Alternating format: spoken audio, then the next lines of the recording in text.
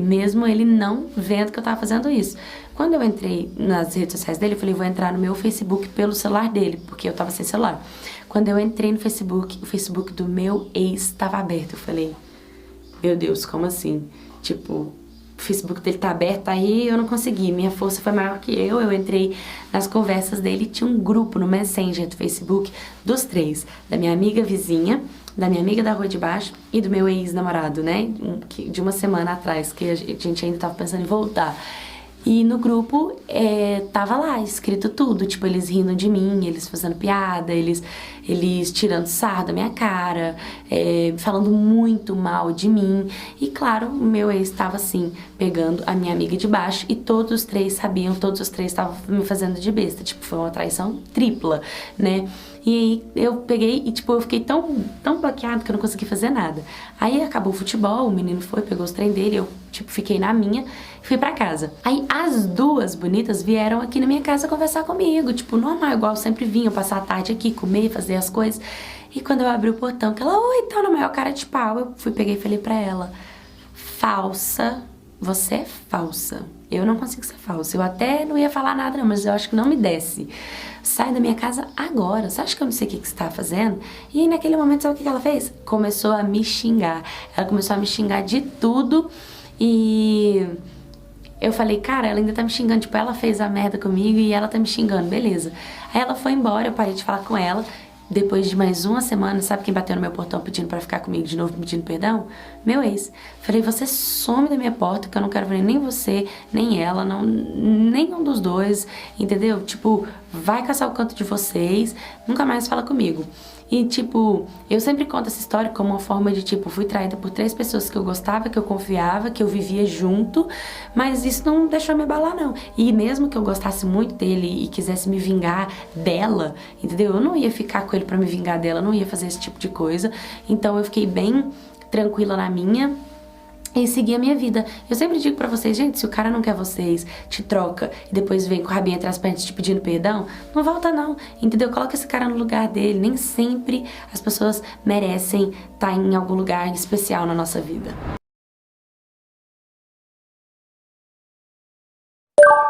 Isso, quando eu era pequena, eu fazia catequese, né? E era dentro de uma igreja, mano. Uma vez no final da aula, me bateu uma caganeira tão grande, bicho. Eu falei, dona Lúcia, eu vou no banheiro. E ela disse, vai fazer o quê no banheiro? Eu falei, ora, fazer o quê?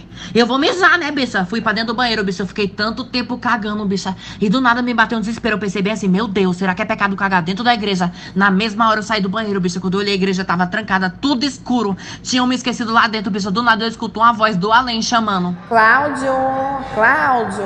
Eu só não me caguei ali, bicha, porque eu já tinha cagado dentro do banheiro da igreja, bicha, mas quase que eu gritava assim, alguém viu? Cláudio, gente, avisa que Jesus tá querendo arrebatar ele aqui, hein? Fui na mesa do padre, bicho, eu peguei uma taça que tinha lá, porque eu sou curiosa. Quando eu olho pra trás, só escuto uma pessoa atrás de mim. Tá fazendo o que aqui? Eu falei, meu Deus, é o demônio! Joguei a taça na cara do capeta, bicha. Quando eu olhei, é a freira, bicha. Eu falei, dona Lúcia, bicha, cagar na igreja eu não sei, mas eu acho que matar a freira é pecado. O filho do meu padrasto, o Luiz, ele é 5 anos mais velho que eu. Quando a minha mãe e o meu padrasto se casaram, eu tinha 3 aninhos e ele tinha 8. E a minha mãe conta que desde essa época ele era um menino difícil, custoso, rebelde, certamente pelo fato da mãe dele ter abandonado ele tão pequenininho, né? Mas a minha mãe, tadinha, ela sempre foi um poço de calma, de paciência, então ela tentava, sabe, cuidar dele, ensinar, conversar, orientar da mesma forma que ela fazia comigo e com o nosso irmãozinho. E aí o tempo foi passando e o Luiz ficou adolescente, pegou dos seus 15 para 16 anos. E aí nessa época ele meio que começou a me assediar, sabe? Tipo, ficava querendo me olhar no banho, ficava tentando pegar em mim, esse tipo de coisa. E eu era novinha, tinha meus 10, 11 anos, mas a minha mãe, ela sempre teve um cuidado tão grande comigo em relação a essas coisas. Eu não sei se é pelo fato de eu ter padrasto ou porque ela foi criada assim, eu não sei. Mas desde que eu era bem pequenininha, ela me ensinava sobre isso. Tipo, filha, ninguém pode pegar em tal lugar em você, não deixa ninguém te tocar, não deixa ninguém te ver sem roupa. Então, apesar de ser bem nova, eu tinha consciência sobre esse assunto. E aí eu resolvi contar pra minha mãe, disse, olha mãe, o Luiz, ele tá fazendo isso, tá fazendo aquilo. Outro dia eu peguei ele tentando fazer isso comigo e a minha mãe foi e contou pro meu padrasto. Meu padrasto também, ele é uma pessoa bem pacata e graças a Deus ele sempre foi muito honrado e cuidadoso comigo, sempre me respeitou bem, mas ele é uma pessoa pacata, esse é o normal dele, então na nossa criação ele agia assim, primeiro ele conversava, ele explicava, e aí se não resolvesse, ele colocava de castigo ou tomava outras providências. Então mesmo o Luiz já sendo um rapaz, quando a minha mãe contou, ele chamou o Luiz para conversar. E aí eu lembro que eles se trancaram no quarto lá e não dava para escutar o assunto, eu sabia, né? Não dava para escutar a conversa deles, mas eu lembro que eles demoravam muito trancados lá no quarto. Quando o Luiz saiu, né? Quando os dois saíram de dentro desse quarto, o Luiz estava muito bravo, muito nervoso, gritava muito com o pai dele, xingava e saiu bravo de dentro de casa, foi pra rua. Depois, quando foi mais tarde que ele voltou, ele chegou em casa arrumando as roupas, falando assim que ia embora, que não queria morar ali mais, que ele ia morar na casa da avó dele. A minha mãe, ela ainda tentou, sabe? Luiz, não faz isso, Luiz. Essa casa também é sua, você cresceu aqui e você tem que aprender o que é certo e o que é errado. Você não pode assediar ninguém, ainda mais uma criança que é praticamente a sua irmã, mas ele não quis nem saber. Nessa altura, o Luiz ele já estava muito rebelde e ele saiu de casa. Então ficamos só eu, meu padrasto, a minha mãe e o meu irmãozinho morando lá. Passou os dias e aí um dia eu vi o Luiz na porta da minha escola. Só que detalhe, a avó dele morava em outro bairro. A avó dele não morava ali perto do nosso bairro. E naquele primeiro dia eu achei normal, não vi nada demais. Falei, de repente ele apareceu até pra me ver, né? Cheguei em casa e ainda contei pro meu padrasto. Falei assim, eu vi o Luiz hoje na porta da escola. Só que o que acontece? No outro dia ele foi de novo, no outro de novo e no outro, e ele estava sempre me rondando ali. E eu passei a ter medo, porque eu fui criada com ele, era praticamente o meu irmão, mas o olhar dele pra mim, sabe, era um olhar de maldade. E aí um dia eu falei pro meu padrasto, eu falei assim, olha, o Luiz, eu acho que ele tá me vigiando, todo dia ele vai pra porta da escola e ele não chega pra falar comigo e ele fica com uma cara ruim pra mim, eu tô ficando com medo. E meu padrasto disse, não, o que é isso, tá doida? O Luiz, ele pode ser custoso, rebelde, mas ele não é maluco. Ele não vai te fazer nada de mal. Certamente, ele deve estar te rondando porque ele deve ter quebrado a cara e tá querendo voltar pra casa. Só que como ele é orgulhoso, ele não tem coragem de te falar e por isso ele fica te rondando. Eu tenho certeza que é isso. Mas olha, eu, no fundo, eu sabia que não era só isso. Eu conseguia ver no olhar dele, sabe, que ele queria sim fazer alguma coisa comigo. Então eu passei a evitar de ficar sozinha. Eu não ficava sozinha mais na porta da escola, eu não ia pra escola sozinha, eu não ficava na sala de aula, eu nunca era a última a sair, sabe, tava sempre evitando com medo mesmo dele. E aí os dias foi passando, isso ainda aconteceu por um bom tempo do Luiz ficar me vigiando, até que de repente ele desapareceu. Nunca mais vi o Luiz ali na porta da escola. E o meu padrasto, ele sempre me perguntava por ele sempre me pedia notícias do Luiz, porque quando ele saiu de casa, os dois meio que ficaram assim, brigados um com o outro, então nenhum ligava pro outro. E aí um dia eu falei pro meu padrasto, falei assim, olha, o Luiz desapareceu, ele não vai mais na porta da escola, eu não sei notícias. Passou um tempo, deixa eu explicar. A 2 quarteirões da minha escola ficava a casa da minha tia. E aí, vira e mexe, eu gostava de passar lá. A minha mãe, quando eu demorava a voltar da escola, ela já sabia que eu estava na casa dessa tia minha. Quando foi um dia, saí da escola, ao invés de ir para casa, resolvi ir para casa da minha tia. E era assim, o caminho para ir para casa era para cá e para casa da minha tia era para cá. Então eu fui para casa da minha tia, onde eu ia sozinha.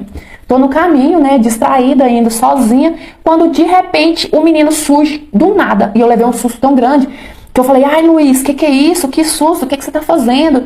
E ele já meio irônico, debochado, calma irmãzinha, que é isso? Pra que você tá tão assustada desse jeito? E nisso ele pegou no meu braço e já começou a me arrastar, dizendo assim, vamos ali, vamos ali. E eu com medo, porque ele tava com um olhar de maldade pra mim. E eu, não, Luiz, na onde você tá me levando? Mas ele falava assim, calma, eu só quero te levar num lugar pra eu te entregar uma coisa, pra você entregar pro meu pai. E não precisa ficar com medo não, esqueceu que a gente é irmãozinho? E nisso ele saiu me arrastando, mas eu tava com muito medo, gente. Porque, apesar de que ele sorria enquanto ele me dizia isso, mas o olhar dele pra mim era de maldade, era de crueldade, de quem tava com intenções de me fazer maldade. E ele saiu me arrastando, até que a gente chegou numa rua, e eu disse, Luiz, pra onde você tá me levando? O que você quer me entregar? E ele falou assim, eu quero te entregar isso aqui, ó.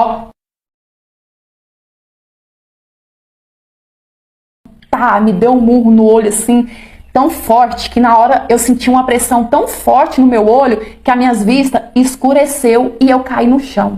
E a partir do momento que eu caí no chão, tudo começou a ficar confuso pra mim, sabe?